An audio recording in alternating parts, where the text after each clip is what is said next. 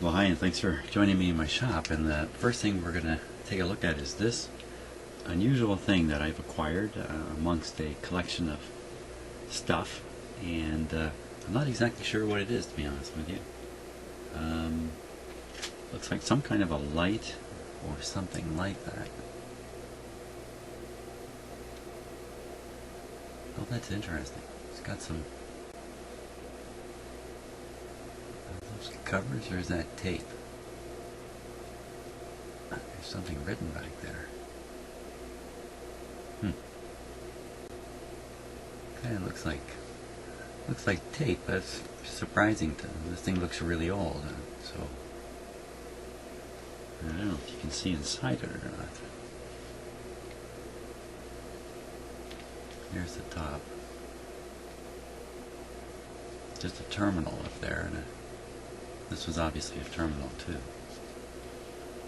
I think it's something which might glow like a neon. It might be like a neon light of some sort. Looks like there's two elements in there, and a central element. And at the back, it looks like a plate of some sort. Some kind of vacuum tube. Don't know. Curious about it. So if anybody knows what that is, great. So now on to things that are not quite as much fun. I'm going to try to make it some fun anyway. And that's fixing the string on this radio. So I have just been taking a look at it here. And let me show you something up a little bit closer. Excuse me. So you can see the broke. You can see the break in the wire here. And in this area you can see it's a single strand. But up here it's a double strand. In fact, everywhere it's a double strand, because when you look right at the very end... Oh, maybe I'm wrong. Yeah, it looks like a double strand in there too. So either the original string, I think this is the original string. They did this here, you can really see it's twisted up here, to make a thinner string thicker, on the basis that it was, for some reason it was going to work better in here. But that is broken right in here, and it's kind of bunched up on this, on the control. So that's what happened to the old string. I mean, there's no question it has to be replaced, because it's certainly not going to last long. So I've gone ahead and I made a diagram. Okay, so I can follow that.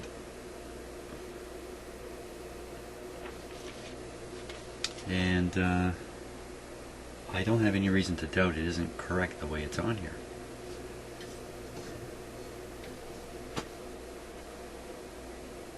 Now, just make sure this can turn good.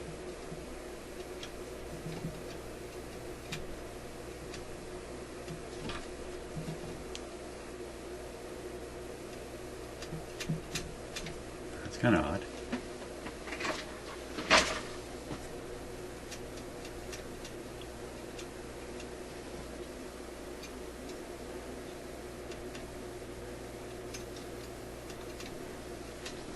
Well, the capacitor is not closing all the way. It sounds like metal on metal. I don't think it can be the string here. There's no tension in the string. The string can't do that anyway. Have a look at this. Okay, so there's the capacitor. You can see it. But look at that, as usual, one of the outside plates has been squeezed.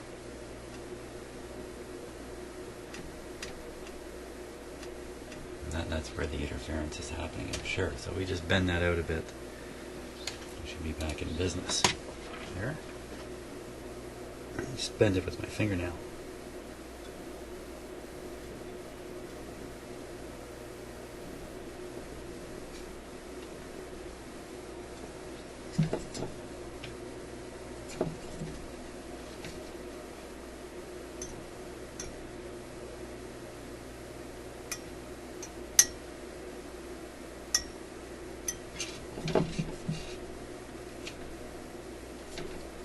Okay, now I'll take the string off here. I'm not sure if there's anything special I gotta think about while I do this.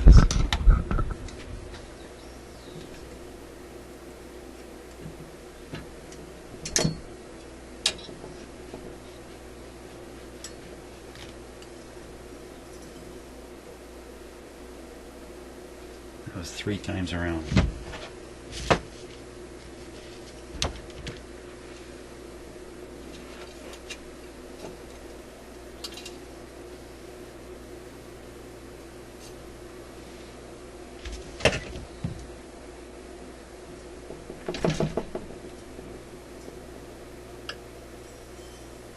The string is stuck right to the wheel. That's how long it's been on there.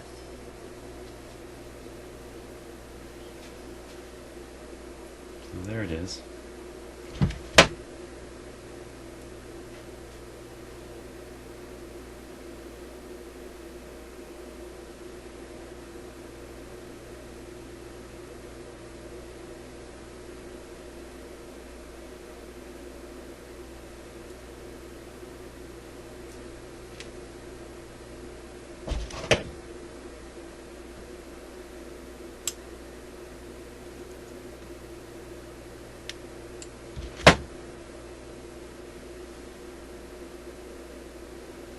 There we go. Okay. Now we need a piece of string. I would say really pretty much exactly this length here. Even though that section is broken there, it's not going to change its length any. I don't think there's going to be any need to double it. Double it up. Yeah, this is heavier cord I have here. Okay, so we'll leave some for the knot.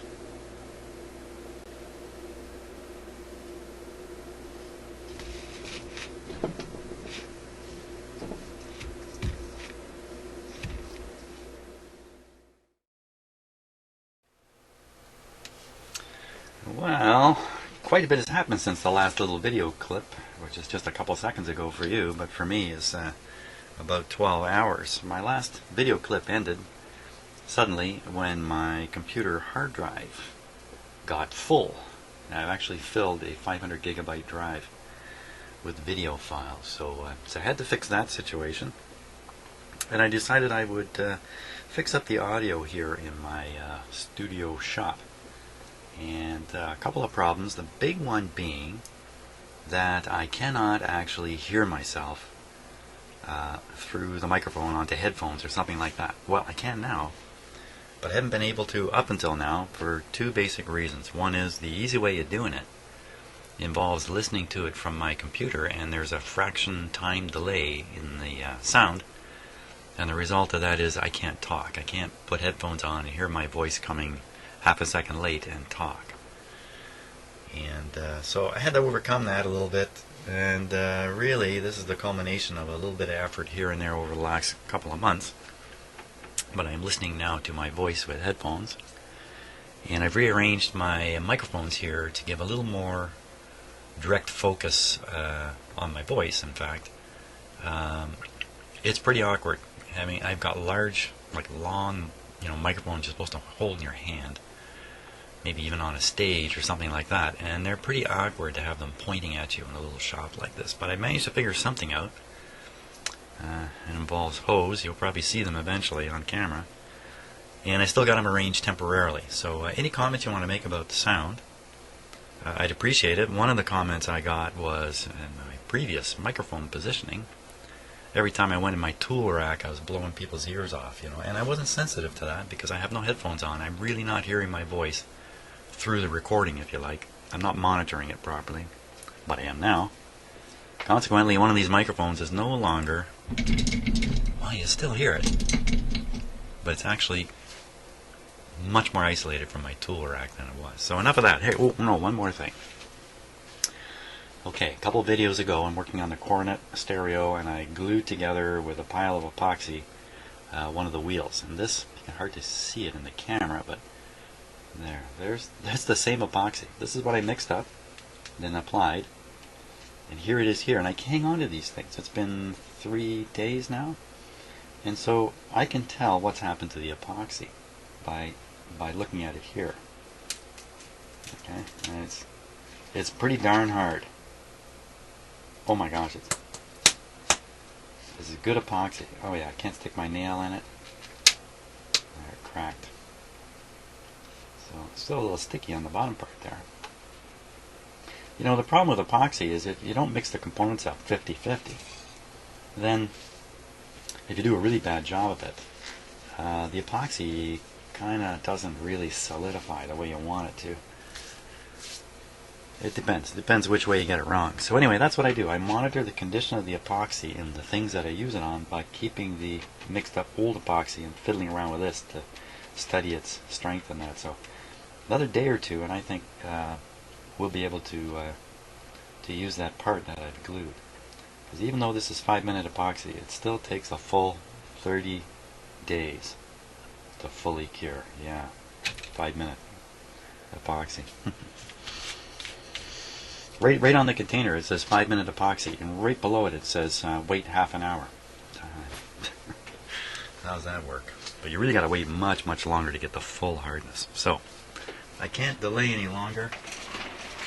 I have to start working on the string here. Now,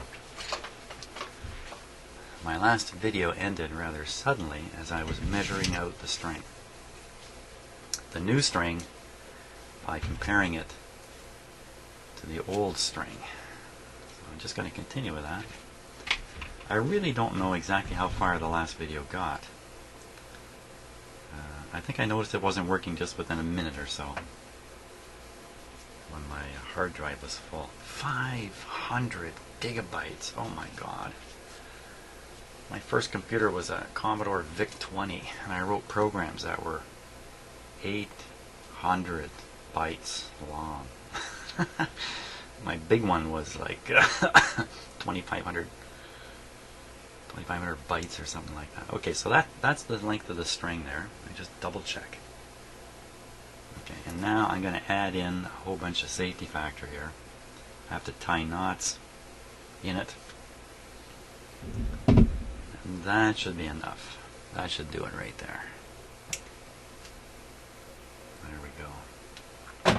So just considering my microphone arrangement, I can see as I'm sitting here that, in fact, the microphones are aimed over the top of my head, which, hey, lots of stuff goes over the top of my head. Why not my microphones too? Okay, here's the two strings now. Get rid of the old one. Don't need that. Still have the original spring, which is oh, it's not really sprung that bad. Just a little bit at this end, but I think that's still going to work. And I have the pointer to put on later, once we have things set up. So I think I'm going to start it at the spring end. I'm going to tie a loop here. I have no particular fancy techniques for this.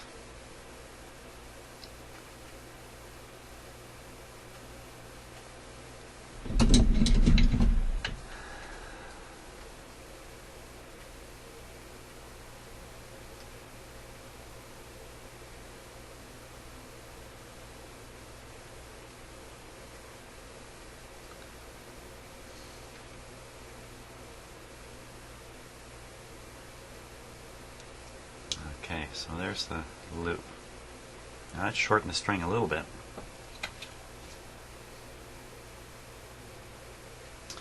But I think we kind of got to put this whole thing on and then verify the string. See, it's got some adjustments here you can select, but it's not much of an adjustment, is it? Those 3 holes or that. I'm going to go on the long thing right now. Okay, watching my highly artistic diagram here. I am. Come out. Go down. You know what, before I go too far, I gotta get some tape ready.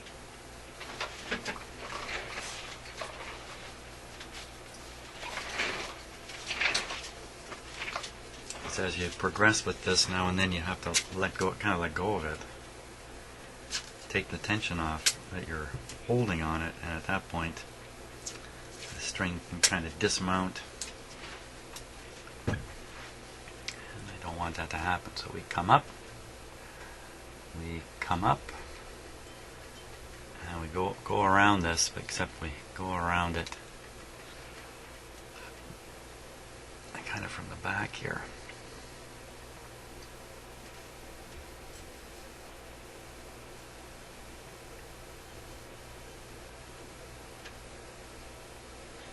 Now, I think I've probably restrung about 10 radios in my life. And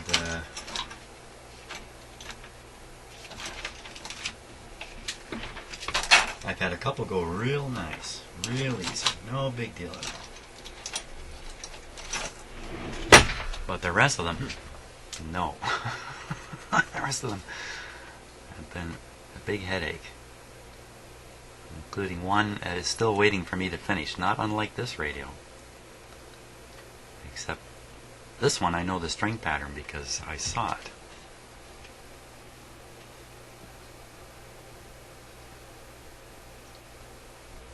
So I think some tape might be good right now.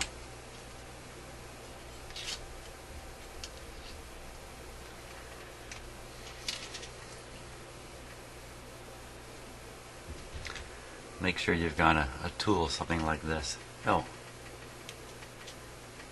for crying out loud, the video is stalled again.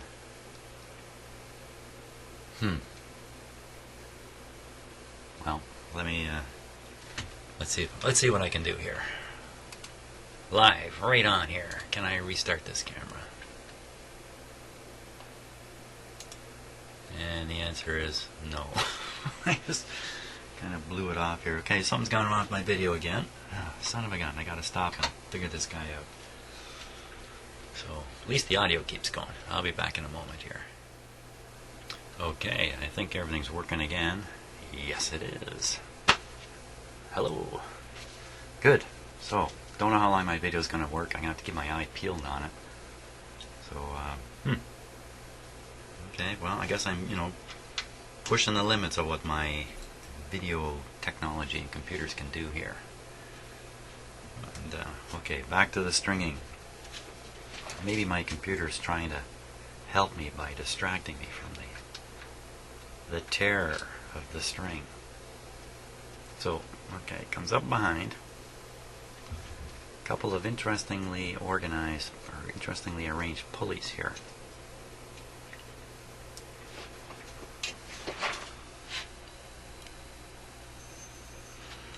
Goes across the top.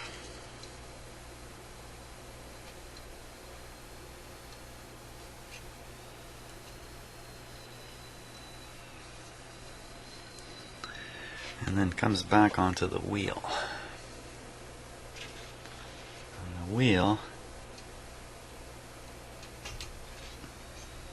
comes back, catches another. Oh my gosh, didn't that just do a number on my head? Oh boy, I'm sorry about that. Okay, new lesson learned. Don't wear the headphones while you're working. Oh, man.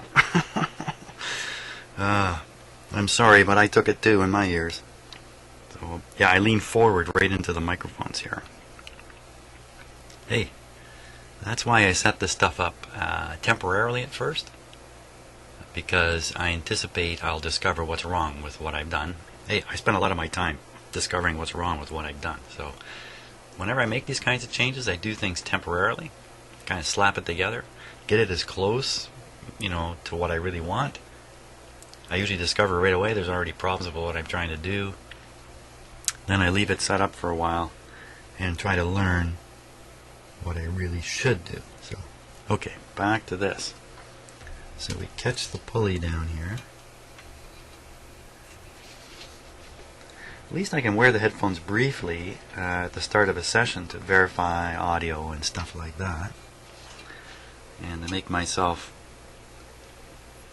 sort of enable myself to be conscious of what's going on even when I'm not actually listening now, simply because I've learned what goes on. So this comes up, through the back there.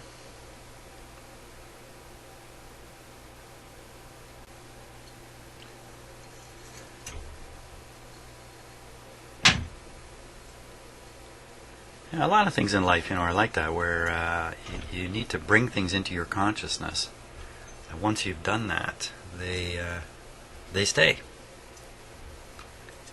And from then on, you are aware of something you weren't aware of before. So here we are. Okay, not bad at all. I can't believe it.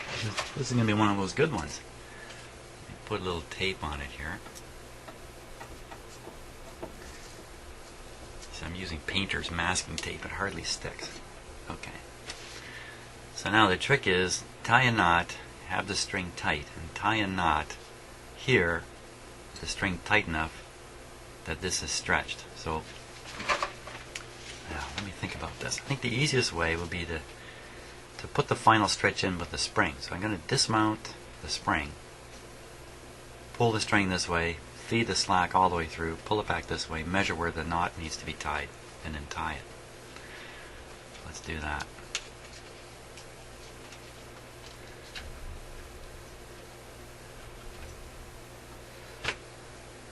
Well, let's think again. I could just simply tie the knot short of this thing, short of the clip part here, and then pull the string. I got a lot of play in here. Let's do that. Save me the trouble of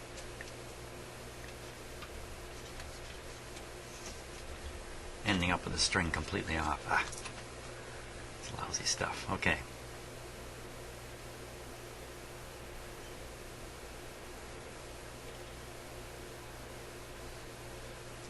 So there's probably some slack in here already, so I'm going to allow for that and make it even shorter.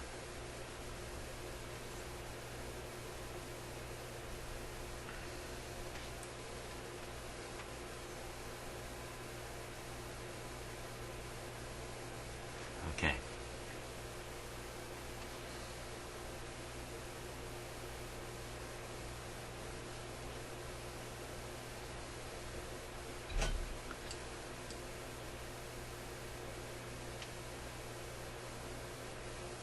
Don't go away now.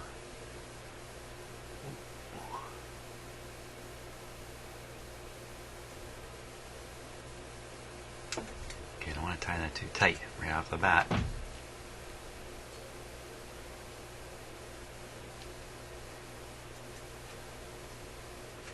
It's just about where I wanted it, right there.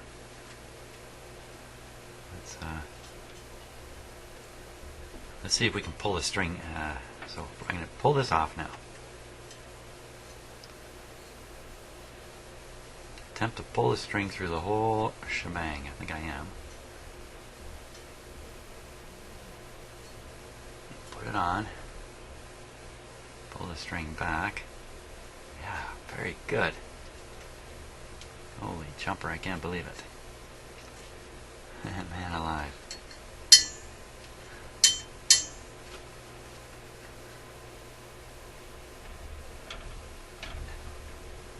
Voila! Oh, what was that? Doesn't want to go one way. The strings, when they're looped around these things, when you turn it one way, the string is pulled tighter onto it. And when you turn it the other way, it's actually released.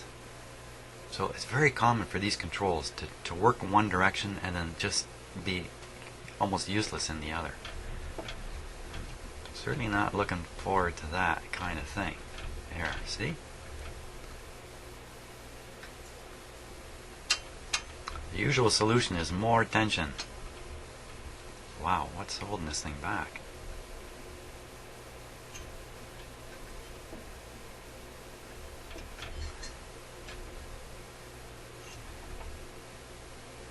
Really hard to turn.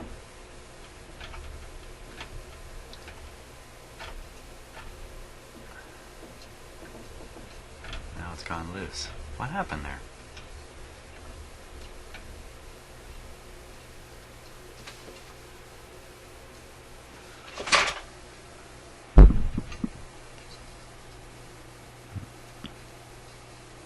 Okay, I'm checking all the little pulleys.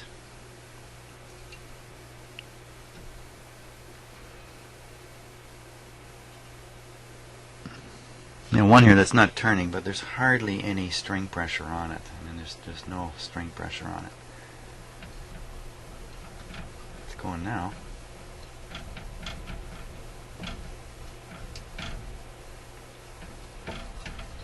Yeah, that worked pretty good.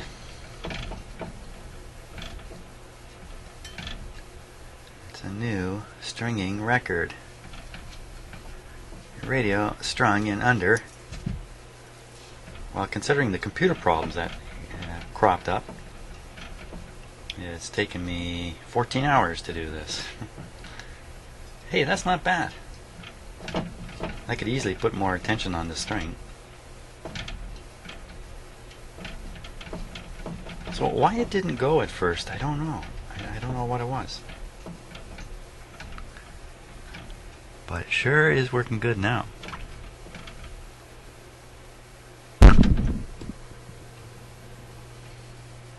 I say, success on the string.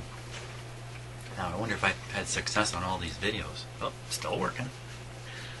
I have to stick my hand in the picture and look at the screen to make sure the camera's still running. So that's it. We've done the restringing,